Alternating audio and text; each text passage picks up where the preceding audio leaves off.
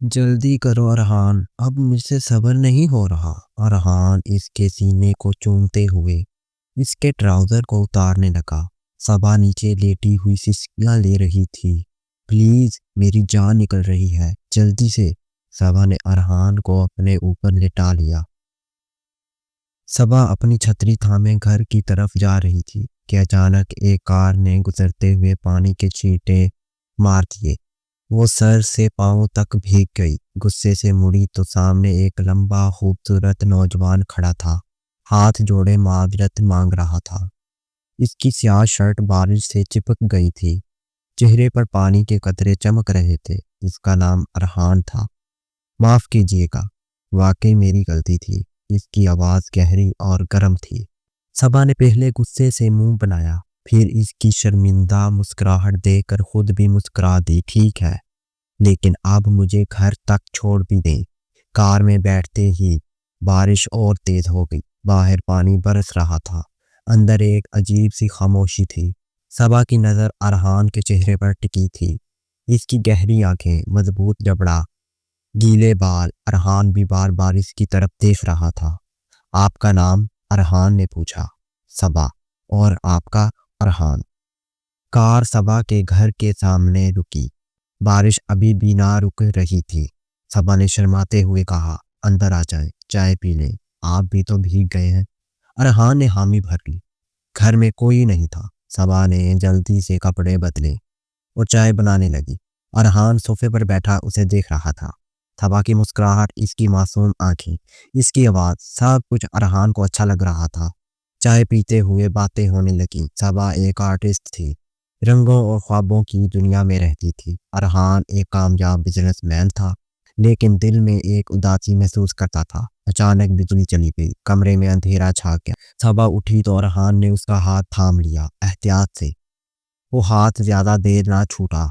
صبا کی سانس تیز ہو گئی۔ ارحان نے اسے آہستہ سے اپنی طرف کھینچا۔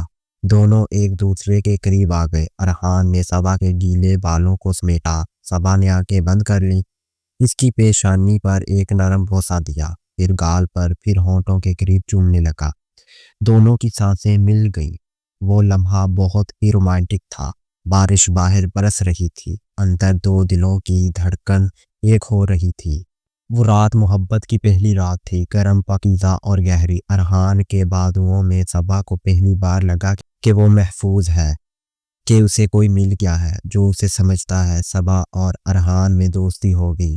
وہ ایک دوسرے سے ملنے لگے۔ کچھ دن بعد ارحان کی زندگی میں مایا واپس آئی۔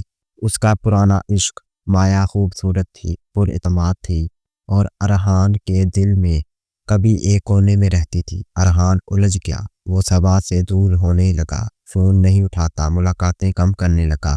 صبا کا دل ٹوٹنے لگا، وہ روتی، پریشان ہوتی۔ ایک دن ارحان کے آفس پہنچی، آنکھیں سرخ، آواز کانپتی ہوئی۔ کیا میں تمہارے لیے کچھ بھی نہیں؟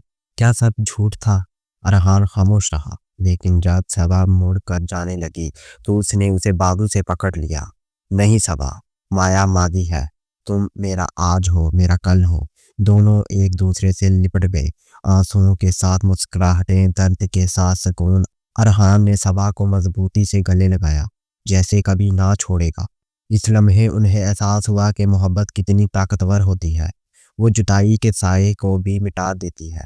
مایا نے آخرکار ہار مان لی۔ ارحان اور صبا کی شادی ہوئی۔ شادی کی رات بارش پھر برس رہی تھی، جیسے آسمان بھی خوش تھا۔ نئے گھر میں کمرے میں موم بتیاں جل رہی تھیں۔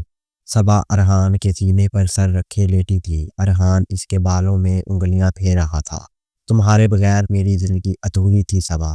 صبا نے مسکرا کر اس کی طرف دیکھا اور ارحان اس کے ہونٹوں کو چومنے لگا۔ ارحان نے صبا کو سہاگ رات کو منہ دکھائی کا تحفہ دیا اور صبا کو اپنی باہوں میں لیتے ہوئے اس کے اوپر جھک گیا۔ صبا نے کہا، اس رات کا مجھے برسوں سے انتظار تھا۔ وہ رات پھر بارش والی رات تھی، محبت سے بھری، خوابوں سے سجی اور وعدوں سے مہکتی۔ دو دلوں نے ایک دوسرے کو ہمیشہ کے لیے اپنا لیا۔ کہتے ہیں نا، نیت اچھی ہو، زندگی گزارنے والی مل ہی جاتی ہے۔ ناظرین، آپ کو یہ کہانی کیسی لگی؟ کمنٹ میں اپنی رائے کا اظہار لازمی کریں۔ ملتے ہیں ایک اور کہانی لے۔